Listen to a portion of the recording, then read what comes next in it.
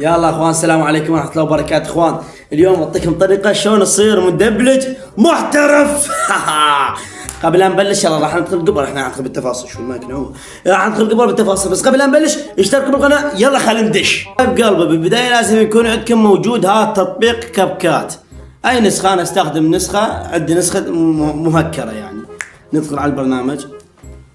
عمي اذا ما اسوي كلكم معترفين بالمونتاج فلا اطلع انا صنديحه. راح تطلع لكم هاي اللي قدامكم مشروع، دوسون مشروع جديد. تروحون على اي فيديو عندكم سواء كرتون او مثلا يعني راح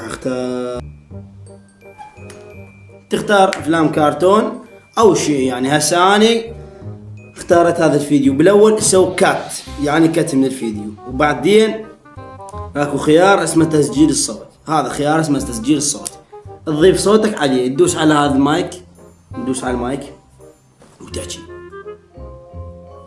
بكره. تمام. انا البرنامج ما خليني اصور هذا.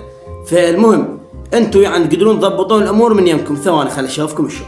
مثل ما هسه قدام عيونكم مثل ما تشوفون حاليا ضفت الصوت.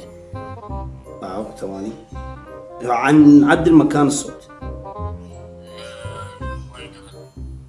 شوف تعلون الصوت خلونه 700، وتسوون تقليل ضوضاء.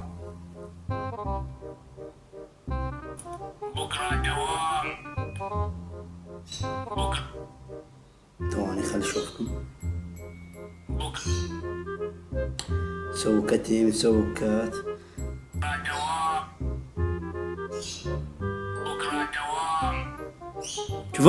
شوفون ضف الصوتي. تمام. وسويت لك كات وقطع، يعني سويت قطع بين صوتي والمقطع. يعني اجيب صوتي ويا الشفه مال الافلام الكرتون مثل ما تشوفون قدامكم. باع شلون سويته.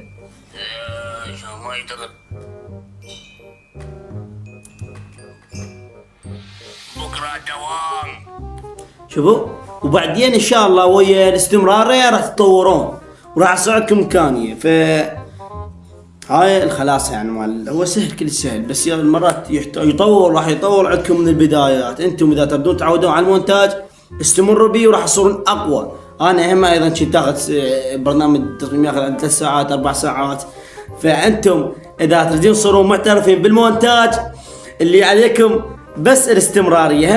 هي مثل كرة القدم، بالبداية راح تكون صعبة عليك، بس بالنهاية انت اللي راح تكون محترف. بنهاية الفيديو مثل ما استفادت انت عزيزي المشاهد، انا هم اريد استفاد واشترك بقناتي. يلا خلينا نوصل 200,000. هذا الفيديو اذا عبر ال 300 لايك راح اسوي لكم حلقة شلون تسوي افلام كرتون انت. يلا. يلا اشترك بالقناة حبايبي.